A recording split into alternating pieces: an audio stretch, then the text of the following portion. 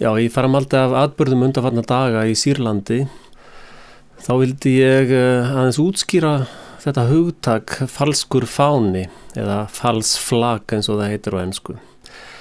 Þetta hernaðartaktík sem er þekkt úr hernaði til marg hundruð ára og þetta aðferð til þess að starta stríði eða réttlæta innrás eins og verið að gera núna að reyna að réttlæta innrás inn í Sýrland. Þetta þá framkvæmt þannig eins og núna skýrt í þessu Sýrlandsdæmi að FSA eða þessi rebelsaðilar vilja fá fram loftárásir og þá sviðsetja þeir eiturefnaárás til þess að fá alþjóðasamfélagið til þess að samþykkja loftárásir á Sýrland. Þetta var að sama gert í Líbíu, þar voru sendar inn sérsveitir og alls konar sennilega stór hluti að þessu sama liði og að herja á Sýrland núna. Þeir voru sendir inn í Líbíu og látnir byrja þar alls konar ógeðsstarfsemi og öllu var kennt á Gaddafi og líbíska herinn sem var síðan notað sem réttlæting til að sprengja þar allt í tætlur og þar hefur þjóðfélagið ekki beðið þess bætur enn þann dag í dag.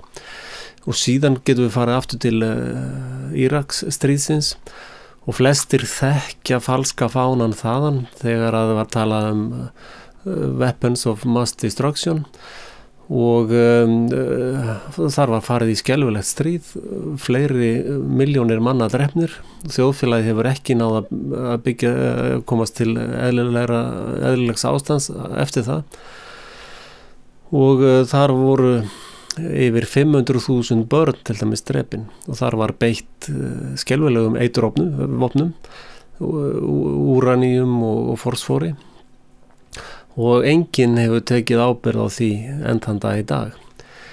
En saga falskra fána byrjar kannski í sjóhernaði, þar sem að menn skiptu bara fána til þess að blekkja andstæðinginn.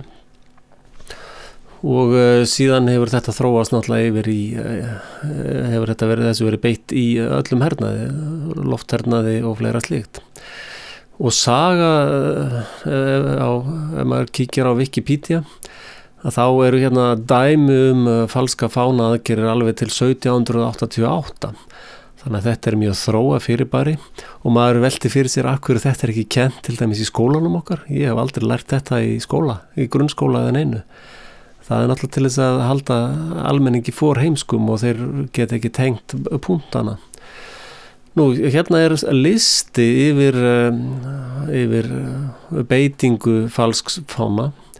Eins og segi, það byrjar hérna í 1778, síðan í seinni heimsstyrjöldinni, þá talað Mukden tilvikið, Reichstag eldin, Gleiwitz tilfellið, vetrarstríðið, og kassaárásinn. Ég geti lesið þetta á Wikipedia, ég ætla nú ekki að fara í detail með þetta hér.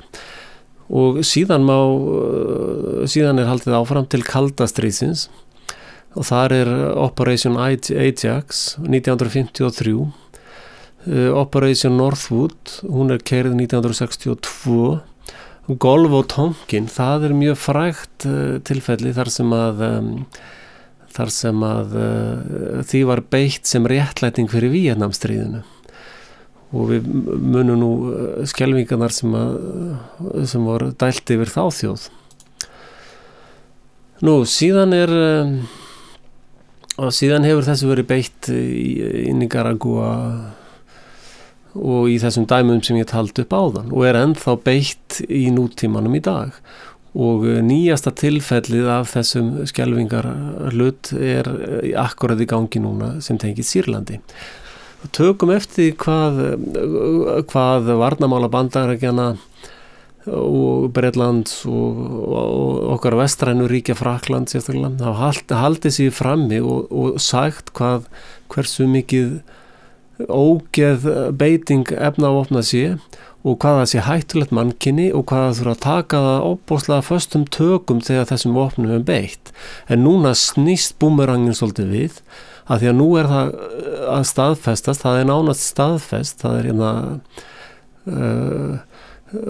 officials hjá Sameinuðu þjóðunum eða þessi embættismenn eru fannir að segja það er greinilegt að það voru FSA sem stutt af Bandaríkjunum, Fraklandi, Ísrael og Bretlandi, að þeir hafi beitt efnavopnunum og þá spyr maður sig hvað á þá að gera við þessa FSA liða, Al-Qaida liða og hvað á að gera við Bandaríkjumenn, Breta og þessa aðila sem hafa stutt á.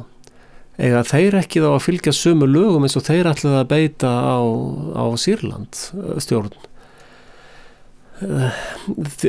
Hinga til þá hefur þessi hernaðar sturlunarlið komist upp með þetta því að það fólk veit ekkit einu sinni hvað falskur fáni það veit ekkit hvaðan á sig stendur veðrið og treystir bara sínum stjórnmálamönnum sem oftast eru stór alvarleg mistök.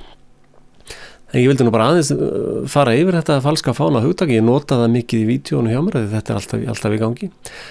Síðan notað falsku fáni notað í viðskiptum, í pólitík, í hugmyndafræði, þetta notað mjög víða falsku fáni, þetta ekkert bara tengt stríðum.